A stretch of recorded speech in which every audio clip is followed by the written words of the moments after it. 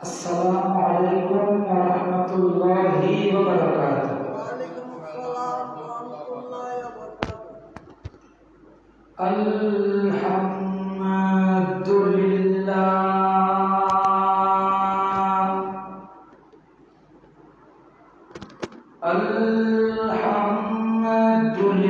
Alhamdulillah zayyanan nabiyina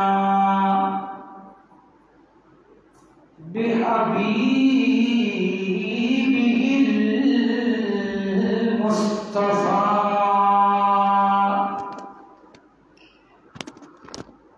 wa manna 'alal mu'minina binabiyil mujtaba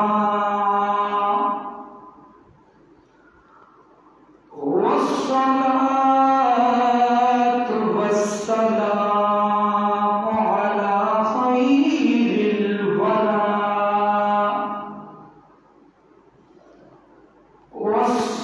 wassalatu wassalamu ala sayyidina wa nabiyyina wa habibana وطبيبنا وطبيب قلوبنا ونورنا ونور إيماننا وروحنا وموتنا وغياثنا ورسولنا محمد المصطفى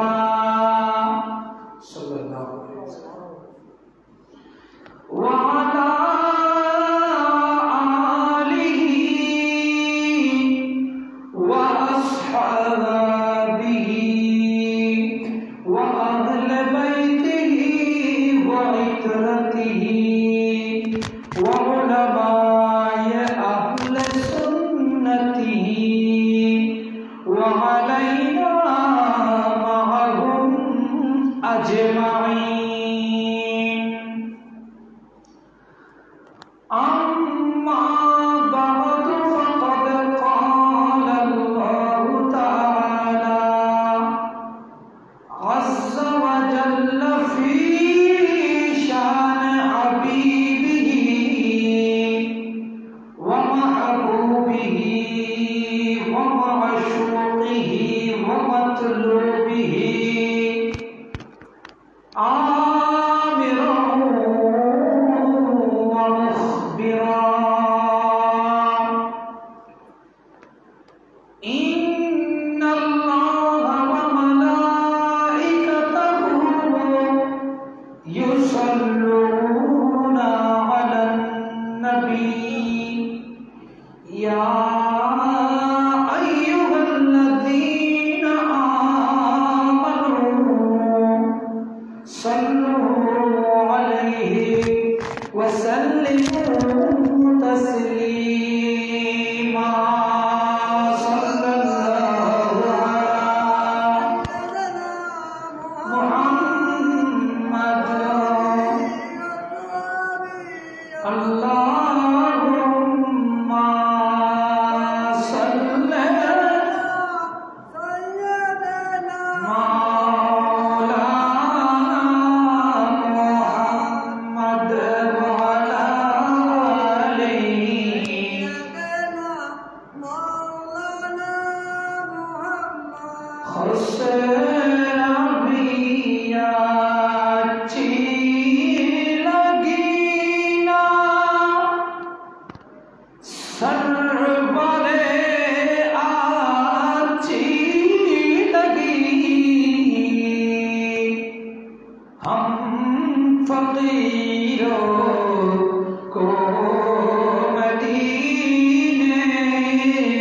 की गलियां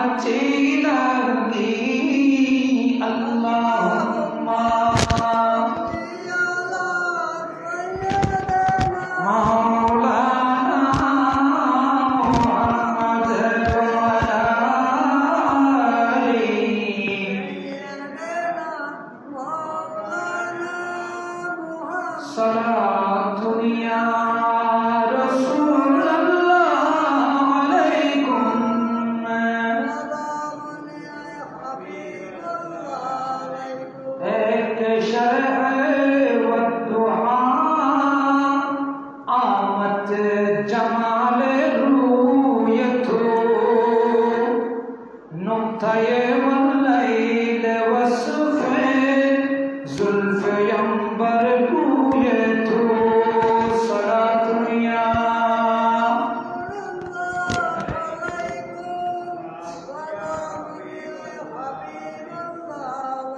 मैं न जाऊंगा कहीं भी दर नबी को छोड़ कर मुझको कोई मुस्तफा की चाकरी अच्छी लगी सलातुया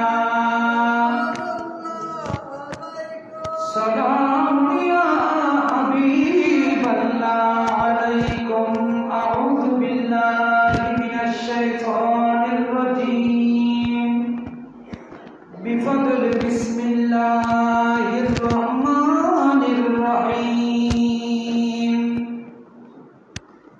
अल हज्जु अशहुरुम मालूमात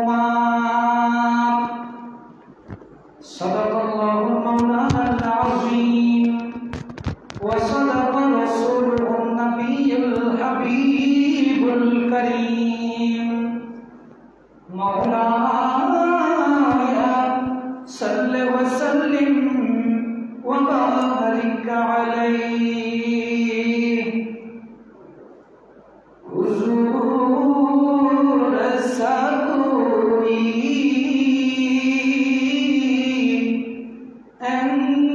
इंतज़ाम में हो जाए सलाम के लिए ज़र गुलाम हो जाए हुज़ूर सकोई इंतज़ाम में हो जाए सलाम के लिए ज़र गुलाम हो जाए मैं सिर्फ देखिलो एक बार सुबह तैबा को मैं सिर्फ देखिलो एक बार सुबह तैबा को बला से फिर मेरे दुनिया में शाम हो जाए हुज़ूर सकोई इंतज़ाम में हो जाए सलाम के लिए ज़र गुलाम हो जाए हुज़ूर आप जैसन है तो बात बन जाए हुज़ूर आप जो कह दे तो काम हो जाए हुज़ूर सकोई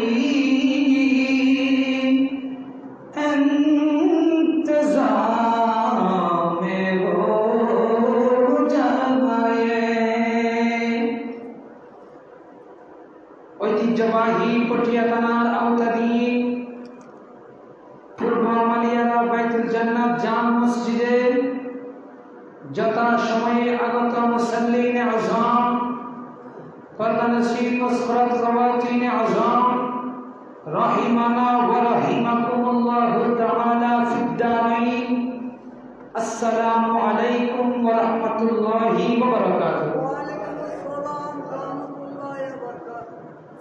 সর্বপ্রথম ওই মহান সত্তার দরবারে শুকরিয়া জ্ঞাপন করছি যে আল্লাহ আমাদেরকে দয়া করে মায়া করে যেই মাসগুলোকে আশহুরুল হুরুম তথা হজের মাস বলেছেন, নিষিদ্ধের মাস বলেছেন, যে মাসগুলোতে কোনো ঝগড়া ফাসাদ তখনকার আরবের যুগেও পর্যন্ত যেই মাসগুলোতে ঝগড়া ফাসাদ মারামারি খুনাখুনি থেকে বিরত থাকত, এমন একটা মকবুল মাস যে মাসগুলোকে শাওয়াল, জিলকদ, জিলহজ এই মাসগুলোকে হজের মাস বলা হয়। আল্লাহ এই হজের মাসগুলোতে আমাদেরকে যথা সময়ে জুমা মসজিদে আসার বসার তৌফিক দান করেছে। সকলে বলুন আলহামদুলিল্লাহ। এবং লক্ষ করোড় দরুদে সালামের নজরানা পেশ করছি মানবতা মুক্তির দিশারি সাহেবে লওলা रहमतुल लिल आलमीन नबी नबीए कायनात फख्रे मुअज्जजात सरवारे दो जहां रहमत का खजीना যেই নবীর ওসিলায় আমরা কাবাতুল্লাহ পেয়েছি, যেই নবীর ওসিলায় আমরা হজ করার হজের মতো গুরুত্বপূর্ণ ইবাদত পেয়েছি, আমাদের জীবনের গুনাহগুলো যেই নবীর কদমে আতহারের ওসিলায় ক্ষমা করার আল্লাহ আমাদেরকে সুযোগ দান করেছেন।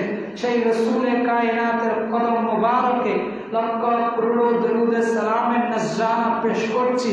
আল্লাহ তাআলা আমাদের প্রত্যেকের পক্ষ থেকে পৌঁছিয়ে দিক। সকলে বলুন আমিন। হজের মাস কয়টা? তিনটা। হজের মাস শাওয়াল, জিলকদ, জিলহজ। শাওয়াল, জিলকদ, জিলহজ।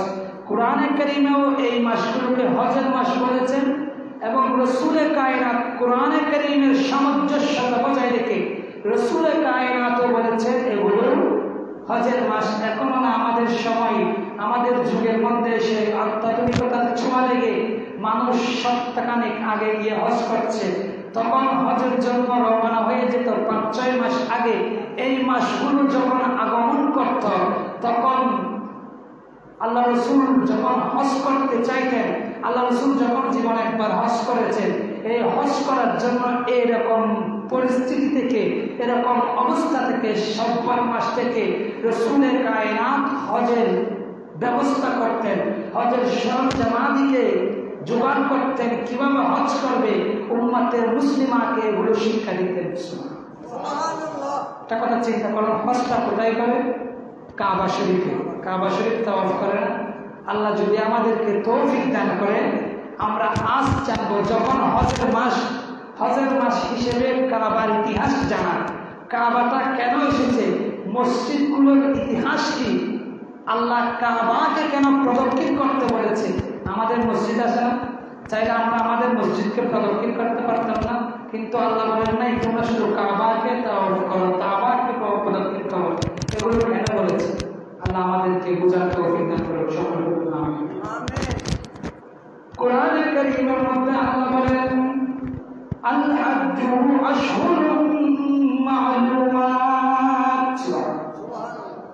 আল্লাহ বলেন উম্মতে মুসলিমা শুনো, হজের জন্য নির্দিষ্ট কিছু মাস রয়েছে, যেই মাসগুলোতে আল্লাহ হজ করলে, হজের ব্যবস্থাপনা গ্রহণ করলে, যে মাসগুলো থেকে মানুষ হজের যাওয়ার প্রস্তুতি গ্রহণ করে, এরকম মাস আল্লাহ কোরআনে কারীমের মধ্যে আমার আল্লাহ যখন বললেন আল হাজ্জু আশহুরুম মা'লুমাত, উম্মত শুনো, হজ করার জন্য নির্দিষ্ট কিছু মাস রয়েছে। আমার রাসূলের কায়নাতের হাদিসে আতহারের মধ্যে ঘোষণা দিচ্ছেন হজের মাস হচ্ছে শাওয়াল, জিলকদ, জিলহজ।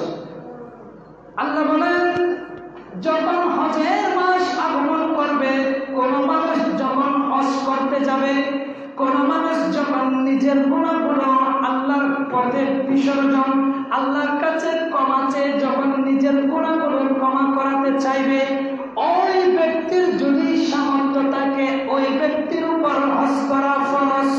ওই ব্যক্তির উপর হজ করা ফরজ। আপনার কাছে যদি যাওয়া আসার খরচ থাকে, যে গিয়ে আসা এবং আপনার পরিবার পরিজনের খরচ পাতি যদি আপনার কাছে থাকে, তাহলে আপনার উপর আমার উপর হজ করা ফরজ। আল্লাহ বলেন হজটা কেমন হতে হবে? ফামান ফারাদা ফীহিন্নাল হাজ্জা ফালা রাফাসা ওয়ালা ফুসুকা ওয়ালা জিদালা ফিল হজ্জ। সুবহানাল্লাহ। আল্লাহ বলেন যে ব্যক্তি হজ করবে ওই ব্যক্তি ফীহিন্নাল হাজ্জা ফালা রাফাসা, ওই ব্যক্তি গালিগালাজ করবে না। যে ব্যক্তি হজের মধ্যে যাবে ওই ব্যক্তি জব্দা ফাসাদের মধ্যে জড়িয়ে পড়বে না। ওয়ালা ফুসুকা ওয়ালা জিদালা ফিল হজ্জ। দেখুন আল্লাহ কাবাকে কত সম্মান করেছেন। আপনি যখন হজের ইহরাম গায়ের মধ্যে বেঁধে নিয়েছেন তখন আল্লাহ রাসূল বলেন উম্মত শুনে নাও, যখন তোমরা মিটের মতো সাদা একটা কাপড়ের মতো একটা কাপড় যখন তোমার গায়ে বেঁধে নিয়েছ, ওই অবস্থায় তোমার জন্য মাথা পর্যন্ত আঁচড়ানো যাবে। যখন এহরামের কাপড় পরিধান করবে, এহরামের কাপড় পরিধান করার পর যখন তালবিয়া পড়ে ওই ব্যক্তি যখন মুহরিম হয়ে যাবে, ওই ব্যক্তি একটা মাথার চুল পর্যন্ত আঁচড়ানো যাবে। মাথার চুল আঁচড়াচ্ছেন, যদি মাথার চুল আঁচড়ানোর সময় একটা চুলে যদি আঁচড়ানো অবস্থায় পড়ে যায় তাহলে একটা চুলের জন্য একটা দম দিতে হবে। আল্লাহ বলেন যখন তোমরা হজ করতে ইচ্ছা পোষণ করবা, হজটা হয় কাবাকে কেন্দ্র করে। এখন দেখুন কাবাকে কাবা কেন বলা হয়?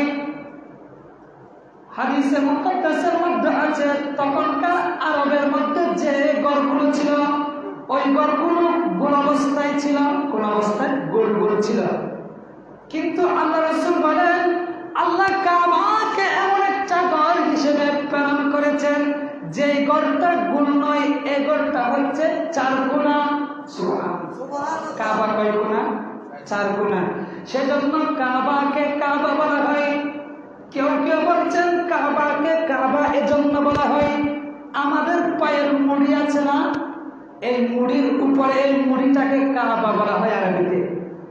কারণ আল্লাহ রাসূল বলেন দুনিয়ার সমস্ত স্থানের চাইতে, সমস্ত দুনিয়ার চাইতে কাবাগর যেখানে অবস্থিত, আল্লাহ কাবাকে সম্মান করে সমস্ত জায়গাকে কাবার থেকে কিছু নিচু করে দিয়েছেন। কাবাকে সমস্ত দুনিয়ার মধ্যে কিছুটা উপরে স্থান দিয়েছেন, তাই কাবাকে কাবা বলা হয়। এখন দেখুন আল্লাহ কাবাকে কয়েকটা নামে রেখেছেন। এই মসজিদটাও কাবার অংশ বলেন না? যখন কিয়ামত সংগঠিত হয়ে যাবে, যে যে মসজিদ কাবার নিয়তে কাবাকে কেন্দ্র করে যে মসজিদে নামাজ পড়ত ওই মসজিদটা কাবার সাথে সংযুক্তি হয়ে যাবে। ওই মসজিদের মধ্যে যারা ইত্তেফাক আল্লাহর উপর তাওয়াক্কুল নিয়ে নামাজ পড়বে, ওই মসজিদের মুসল্লিদেরকে যখন কবরের থেকে উঠবে তারা যে যেখানেই থাকুক না কেন, যে মসজিদে নামাজ পড়ুক না কেন, আল্লাহর উপর তাওয়াক্কুল রেখে যখন ভরসা করে নামাজ পড়বে, কিয়ামতের ময়দানে যখন হযরতে ইসরাফিল সিংহায় ফুঁক দেওয়ার সাথে সাথে মসজিদ মুসল্লিদেরকে ডেকে ডেকে নিবে। সুবহানাল্লাহ। আল্লাহ বলেন জাআলাল্লাহুল কাবাতাল বাইতাল হারামা কিয়ামান লিন-নাস। আল্লাহ বলেন আমি কাবাকে যে সমস্ত স্থানের মধ্যে মুসলমানরা ইবাদত করে তার অন্যতম স্থানের নাম হচ্ছে কাবা। আল্লাহ বলেন আমি কাবাকে কোরআনে কারীমের মধ্যে এজন্য বর্ণনা করেছি। আল্লাহ বলেন যখন কোন বান্দা কাবার বাউন্ডারির মধ্যে চলে যায়, এটা বান্দা হোক, এটা কাফের হোক, মুশরিক হোক, জীবজন্তু হোক, নয় সামান্য একটাও যদি কাবার বাউন্ডারির মধ্যে প্রবেশ করে ওটাকে কাবার বাউন্ডারির মধ্যে মারা যাবে না। এটা হচ্ছে কাবার হুরমত। সুবহানাল্লাহ। আল্লাহ বলেন ওয়াশশাহরাল হারামা, আমি এমন একটা মাসের মধ্যে কাবার প্রদক্ষিণকে তোমাদের উপর ফরজ করেছি। ওয়াল হাদিয়া ওয়াল কলাইদ। যখন ইসলামের প্রাথমিক যুগে যখন মানুষ হজ করতে যেত, তাদের পশুগুলো আগে কুরবানির জন্য মিনার মধ্যে চালিয়ে দেওয়া হতো। তখনকার আরবের মধ্যে ডাকাতি বেশি হতো, কিন্তু দেখুন ডাকাত পর্যন্ত কাবাকে সম্মান করছে, যারা চুরি করছে তারাও কাবাকে সম্মান করছে, যারা গায়রুল্লাহর প্রতি পূজা করছে, যারা আল্লাহকে এক হিসেবে মানছে না, তারাও কাবাকে কিভাবে সম্মান করে। যখন কোনো পশুর গলায় যখন কল্লাদা, যখন কোনো পশুকে কুরবানির জন্য স্থির করে ওই পশুকে যখন মালা পরিয়ে দিত, যখন ওই পশুর, যেমন আমাদের দেশের মধ্যে গরুর মধ্যে সিল মারে না, কতগুলা 20 নম্বর 50 নম্বর সিল মারে না, তখনকার কুরবানি যারা হজ করত, হজের পশুগুলা চিনার মতো একটা তারা মালা পরিয়ে দিত। ওই মালাটা পরিয়ে যখন মিনার দিকে কুরবানির জন্য হাজিদের পক্ষ থেকে চালিয়ে দেওয়া হতো, ওই পশুগুলোকে ডাকাতি করতো না। সুবহানাল্লাহ। ডাকাতি করছে না কেন? তারা জানে এগুলো এমন পশু, এই পশুগুলোর উপর যদি আক্রমণ করা হয়, আল্লাহর পক্ষ থেকে গায়েবী ভাবে আমাদের উপর আযাব আসবে। সুবহানাল্লাহ। এখন দেখুন আল্লাহ কাবাকে আরেক জায়গায় বাইত বলেছেন। আল্লাহ বলছেন ওয়াইদ জাআলনাল বাইতা মাতআবাতাল লিন-নাসি ওয়া আমনা। সুবহানাল্লাহ। আমি কাবাকে মানুষের সমাগম স্থান বানিয়েছি। দুশুকর সালাতুনিয়া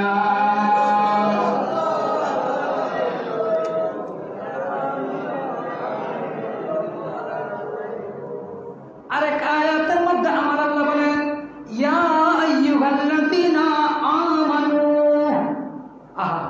আল্লাহ মুমিনকে কত আদর করে, কত মহব্বত করে ডাকছেন, হে ঈমানওয়ালারা, ওহে যাদের উপর আমার দয়া হয়েছে, আমার রাসূলের কালমা পড়নেওয়ালা মুসলমান, লা তুহিল্লু শাআইরাল্লাহ।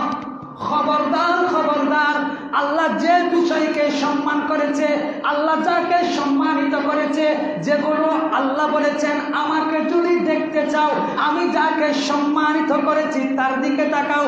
আল্লাহ রাসূল বলেন কাবাতুল বাইতুল হারাম এটা এমন একটা ঘর, লা তুহিল্লু শাআইরাল্লাহ, যেই ব্যক্তির অন্তর থেকে কাবার মহব্বত উঠে যাবে, যেই ব্যক্তির অন্তর থেকে আল্লাহর মাকামে ইব্রাহিমের মহব্বত উঠে যাবে, যেই ব্যক্তির অন্তর থেকে হাজরা আসওয়াদের মহব্বত উঠে যাবে, নয় নয়, আল্লাহ যেই সমস্ত ঘরকে মসজিদ হিসেবে সংরক্ষিত করেছেন, ওই সমস্ত মসজিদের মহব্বত যাদের অন্তর থেকে উঠে যাবে, আমার কথা নয়, কোরআনে কারীমের কথা। আল্লাহ বলেন লা তুহিল্লু শাআইরাল্লাহ, ঈমান আননেওয়ালা ঈমান এনেছো ঠিক, ঈমান আননেওয়ালা কালমা পড়েছো ঠিক, ঈমান আননেওয়ালা নামাজ পড়ছো ঠিক, ঈমান আননেওয়ালা আল্লাহর পথে হাঁটছো ঠিক, কিন্তু আল্লাহর সাথে আল্লাহ যে সমস্ত বিষয়কে সম্মান করে ওগুলোর সাথে বেয়াদবি করিও। কথা বলেন, আমি আমার কাছ থেকে একটাও বলছি না। কাবার সম্মান, কাবাকে আল্লাহ কিভাবে সম্মান করেছেন? আল্লাহ বলছেন যদি ঈমানকে বাঁচাতে চাও, কারণ আমাদের মুসলমান হিসেবে ঈমানই দায়িত্ব হচ্ছে ঈমান বাঁচানো। কারণ আপনি ঘুমাইলেও মারা যাবেন, হাঁটলেও মারা যাবেন, বসে থাকলেও মারা যাবেন। যেই ব্যক্তি কোনোদিন দুঃখ দেখে নাই সেও মারা যাবে, যেই ব্যক্তি কোনোদিন সুখী জিনিস চোখে দেখে নাই সেও। একজন যারা গাট ধরে সমুদ্র পার করে, একজন ব্যক্তি বলছে হে মাঝি, তুমি সমুদ্রের মধ্যে নৌকা বাইছো কেন? তোমার বাবা কোথায়? বলে আমার বাবা সমুদ্রের মধ্যে ডুবে মারা গিয়েছে। বা তোমার দাদা কোথায়? বলে আমার দাদাও সমুদ্রের মধ্যে ডুবে মারা গিয়েছে। তুমি বড় বিয়া হলো না, তোমার বাবুর সমুদ্র হাই, তোমার দাদার সমুদ্র হাই, সমুদ্র তার হাতে দিন বলে তোমারও হাইল। আর তুমি জন্ম বাইতে রাখবো না। জনাব আপনার বাবা কোথায়? বলে আমার বাবা গড়ে মারা গিয়েছেন। আপনার দাদা কোথায় মারা গিয়েছেন? বলে আমার দাদাও গড়ে মারা গিয়েছেন। ওই ব্যক্তিকে বললে হে শিক্ষিত মানুষ, শুনো, আমি কি বেয়াক্কল? আমার চাইতে তুমি আরো বড় বেয়াক্কল। কারণ যেই ঘর তোমার বাবাকে কবরে পাঠিয়েছে, যেই ঘর তোমার দাদাকে কবরে পাঠিয়েছে, তুমি আবার সেই ঘরে যাওয়ার জন্য আমার নৌকায় উঠেছ। তাহলে মৃত্যু থেকে বাঁচা যাবে? মৃত্যু থেকে? ও যে গাব্বাই তাকে বলছে তোমার বাবাকে সমুদ্রে খেয়েছে, তোমার দাদাকে খেয়েছে, কিছুদিন পর তোমাকে খাবে সমুদ্রের ঢেউয়ে, তুমি এখনো সমুদ্রের মধ্যে নৌকা বাইছ। ওই জবাব দিচ্ছে আপনার বাবাকে ঘরে খেয়েছে, আপনার দাদাকে খেয়েছে, ওই ঘরে কি আপনাকে মৃত্যু আসবে না? আল্লাহ বলেন লা তুহিল্লু শাআইরাল্লাহ, আল্লাহর কাবার সাথে বেয়াদবি করিও না। ওয়ালা শাহরুল হারাম, আল্লাহ যে মাসগুলোকে সম্মানিত করেছেন ওই মাসগুলোর সাথেও বেয়াদবি করিও না।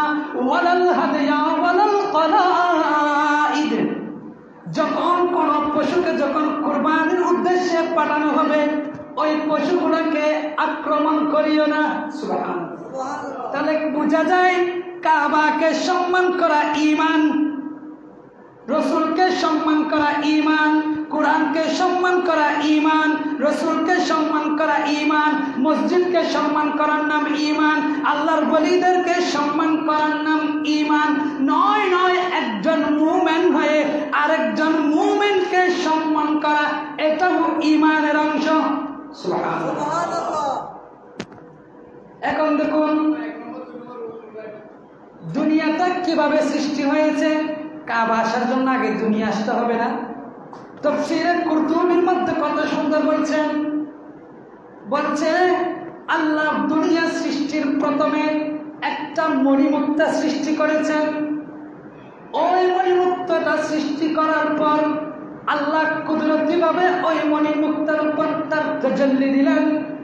আল্লাহ যখন ওই মণিমুক্তার উপর ওনার তাজাল্লি দিলেন, ওই মণিমুক্তাটাকে গলে পানি হয়ে গেল। সুবহানাল্লাহ। যখন কিছু পানি হয়ে গেল, আল্লাহ ওই পানিগুলোকে 40 বছর পর্যন্ত স্বাভাবিকতার মধ্যে রেখে দিয়েছে। সুবহানাল্লাহ। যখন একটা কথা খেয়াল রাখবেন, কোন স্থানে যখন পানি জমে যায় ওই স্থানের মধ্যে বুদবুদ করে কিছু এরকম এই কিরকম ময়লার ধরনের এক ধরনের কিছু হয় না? যখন পানিগুলো 40 বছর পর যখন আল্লাহর হুকুম পেল, ওই পানিগুলোর মধ্যে বুদবুদ একটা অবস্থা সৃষ্টি হয়ে ওই পানিগুলো একটু জমাট হয়ে গেল। সুবহানাল্লাহ। যখন ওই পানিগুলো যখন জমাট হয়ে গিয়েছে, আল্লাহর হুকুমে ওই পানিগুলোকে ওই স্থানটা যে স্থান পানি থেকে সৃষ্টি হয়ে জমাট হয়েছে ওটা আল্লাহর কুদরতি ভাবে একবার এদিকে যাচ্ছে একবার ওদিকে যাচ্ছে। আল্লাহ যখন পানিটাকে জলীয় বাষ্প করলেন, ওই পানির জলীয় বাষ্প থেকে আল্লাহ আসমানকে সৃষ্টি করলেন। সুবহানাল্লাহ। তাহলে দুনিয়া আল্লাহ আসমানের আগে দুনিয়াকে সৃষ্টি করেছেন। সুবহানাল্লাহ। তাহলে আল্লাহ যদি আসমানের আগে দুনিয়াকে সৃষ্টি করেন, তাহলে আল্লাহর যে সমস্ত নিদর্শন জমিনের মধ্যে আছে ওগুলো রসুলের কায়নাত যেখানে শুয়ে আছে ওই স্থানটা আরশে আজিমের চাইতে দামি। সুবহানাল্লাহ। তাই বান্দার ইবাদত ফেরেশতার ইবাদতের চাইতে দামি। সুবহানাল্লাহ। যখন আল্লাহ যখন আসমান সৃষ্টি করলেন, দেখলেন দুনিয়ার জন্য যে স্থানটা আল্লাহ নির্ধারণ করেছেন ওটা পানির সাথে এভাবে খেলাধুলা করছে। কারণ আলাম নাশরাহ তাফসীরের মধ্যে তাফসীরে কেরামরা লিখছে আমরা হচ্ছি পানির উপর বাসি। কিসের উপর? যখন আমরা পানির উপর কেন বাসি? আল্লাহ প্রথম যে দুনিয়ার জমিনকে সৃষ্টি করেছেন পানির উপর থেকে, আল্লাহ ওটাকে স্থির করে পানির উপর রেখে দিয়েছে। সুবহানাল্লাহ।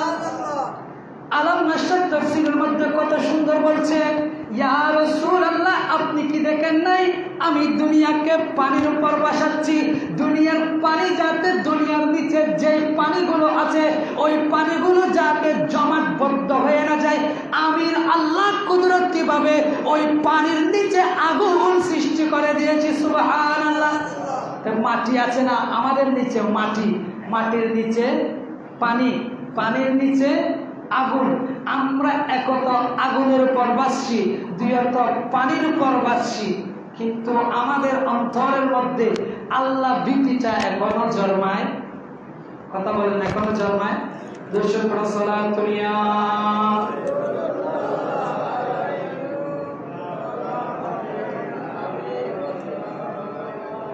দুনিয়া সৃষ্টি হয়ে গেল, আল্লাহ হযরতে আদমকে দুনিয়ার জমিনের মধ্যে পাঠিয়ে দিল। আল্লাহ দুনিয়া সৃষ্টি করেছেন।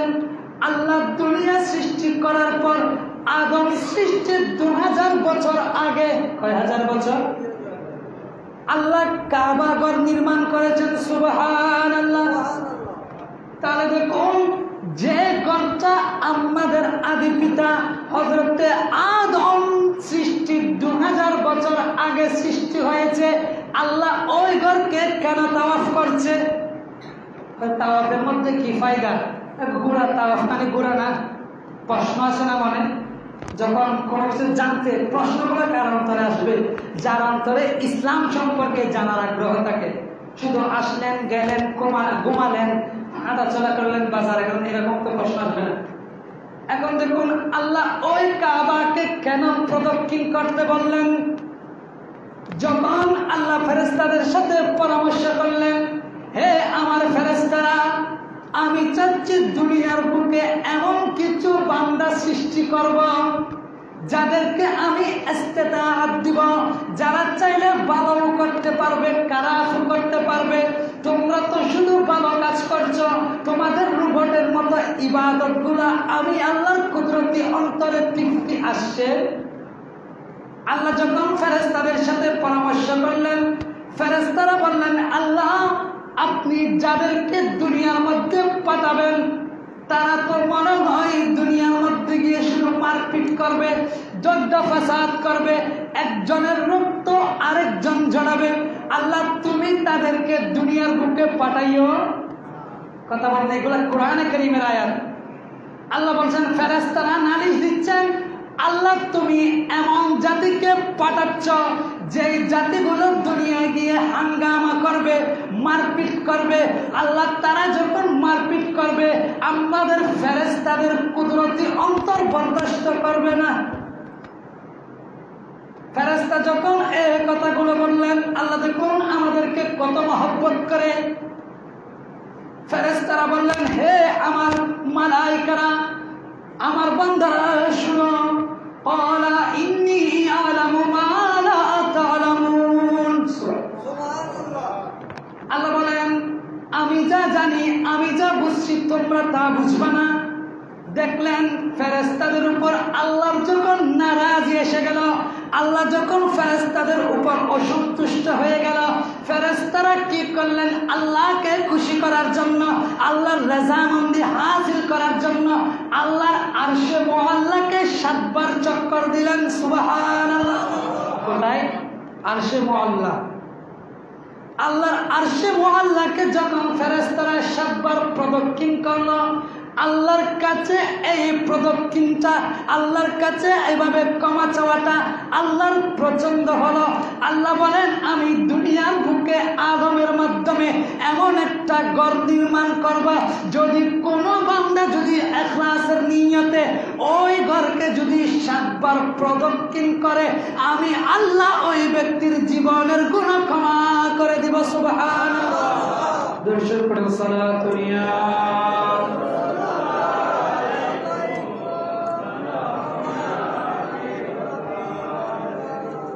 দেখুন আল্লাহ রাসূল বলেন, কাবার মধ্যে সবসময় 120টা রহমত আছে। কয়টা?